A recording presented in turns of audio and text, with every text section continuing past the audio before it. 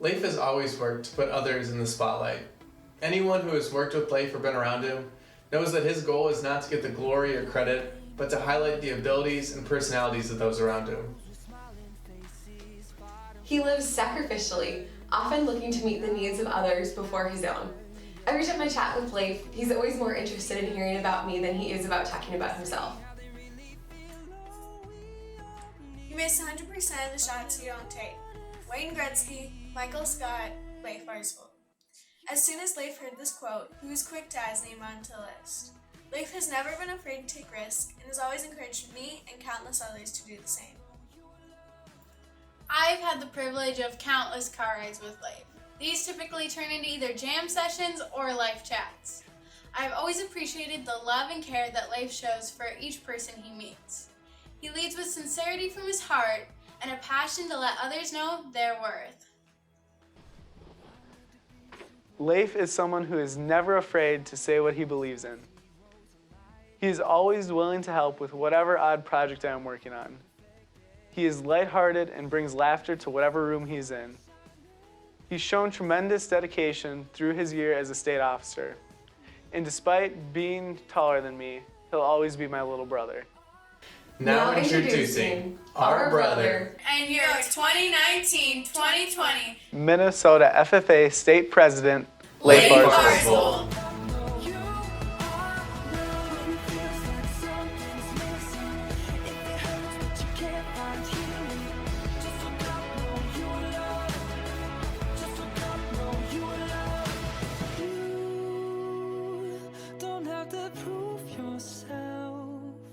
Man, those are my favorite people. I have so many memories of me and my siblings and me with the team. They are truly some of the best people I know. I love them. Love. Isn't that a weird thing? It's like we love things so differently and we love different things. To help understand this a little bit more, I don't know if you guys watch reality TV, but talk show hosts do this thing where they pull in celebrities and they read mean tweets about themselves. And I was like, yeah, that's kind of funny, but I wanted to change it up. So I printed off some of my favorite tweets about love. So the first one, I'm going to read these to you. The first one is by USA Love List. 10 things we love made in Minnesota. If hot dish is on there, you got me sold. The next is by Quick Fix Service. I love food. True. But Chef Boki replied, everyone loves food. Chef, you got that one right. Oh man. And last, our adventure together continues. The first 26 years have been filled with so many blessings, and we're thankful that God brought us together and filled our lives with so many special people. Love you, Paul. Oh, shoot, that's my parents. I'm sorry. Isn't that funny? We all love different things and we love so differently. And love is essential to our lives, but because we receive this, we have to give it. But if we're going to understand this language of love, we have to understand some Greek. There are 4 types of love: agape, eros, philia, and storge. The first being agape. This is your unconditional love. This is the love of the architect of life. Next is eros. You understand this one.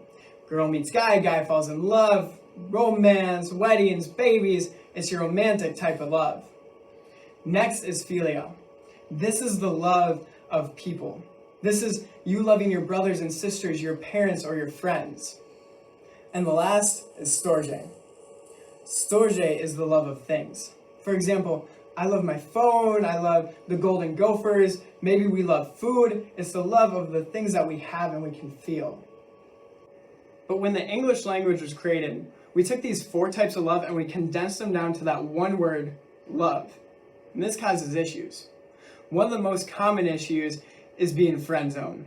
I don't know about you guys, but I've definitely had my fair share of getting friend zoned. And if you're unfamiliar with the term, it's when you start to think there's something more between you and a special someone, but they don't quite see it that way. They see it more as just friends. One of my favorite stories is one time I was with my teammate Savannah. We were getting ready for convention and we were just about done for the day. And I said, all right, see you, Savannah, love you. And in true Savannah form, she squealed her nervous laugh.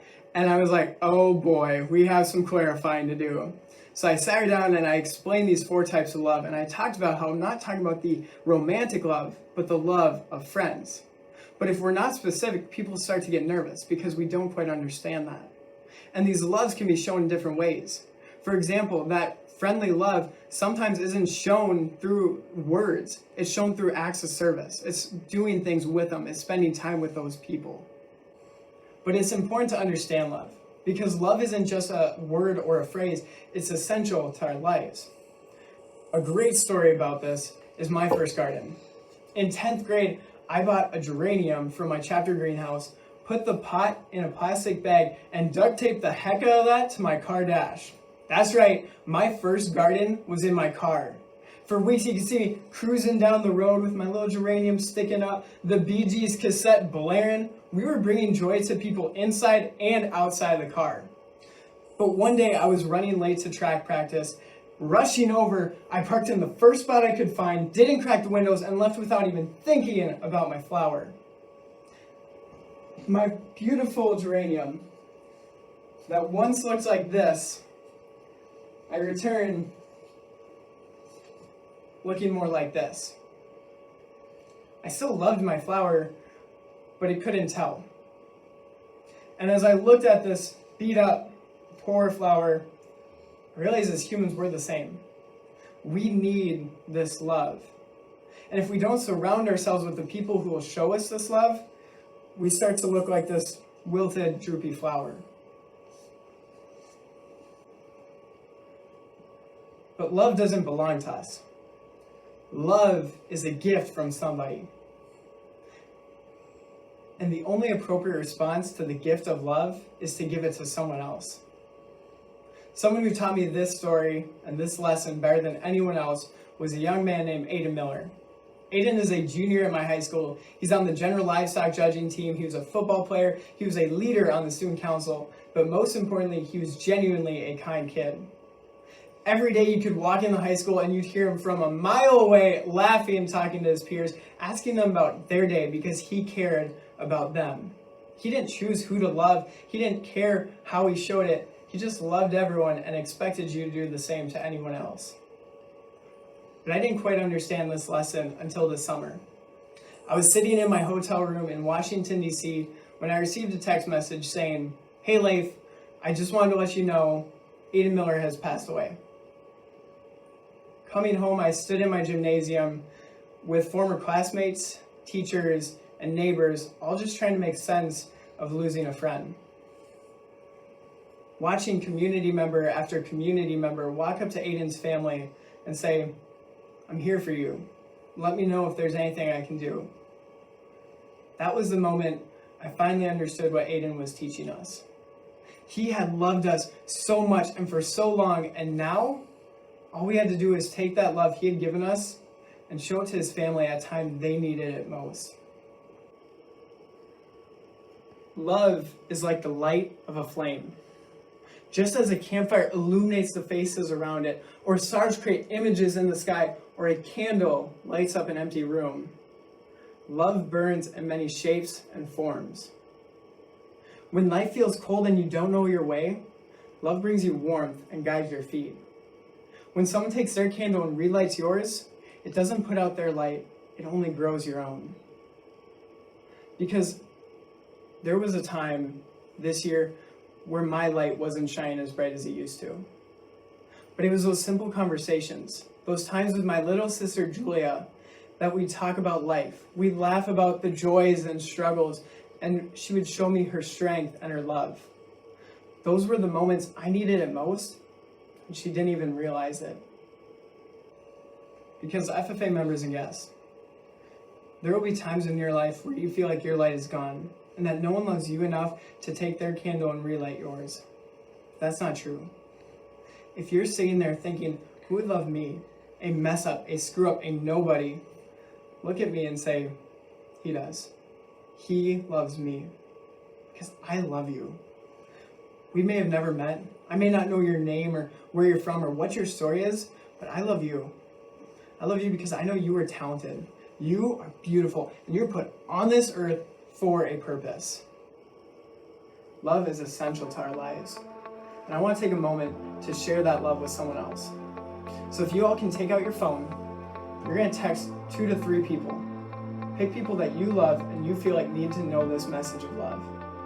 And text this simple message. Hey friend, I was thinking about you, and I wanted to let you know I love you. That's it. I'm going to quickly send one to my teammate Nick.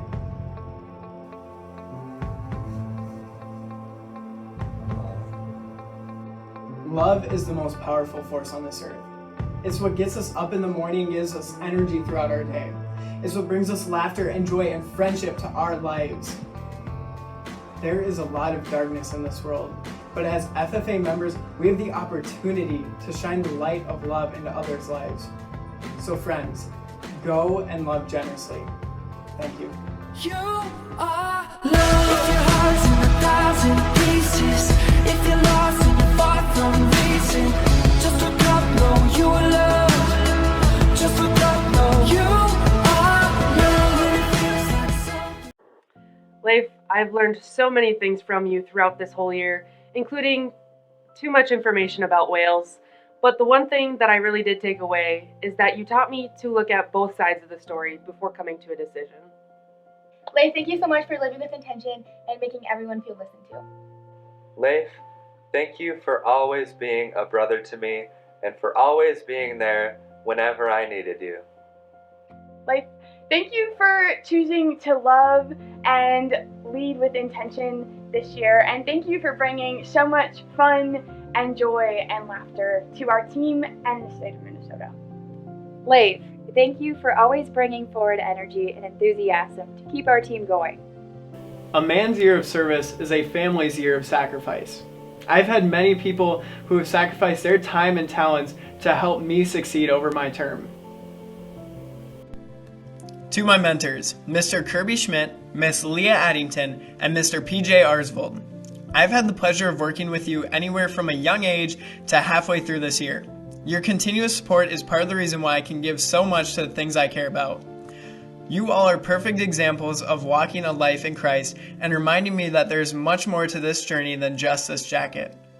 Thank you for giving me advice even when I didn't want to hear it, listening to me talk about life, or showing me greater ways to serve. I am blessed to have you all in my life.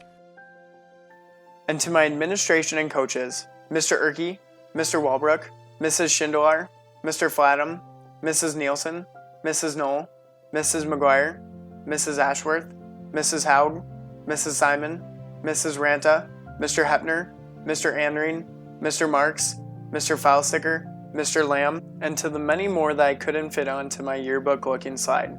Thank you so much for making Plainview Elgin Millville one of the greatest schools ever.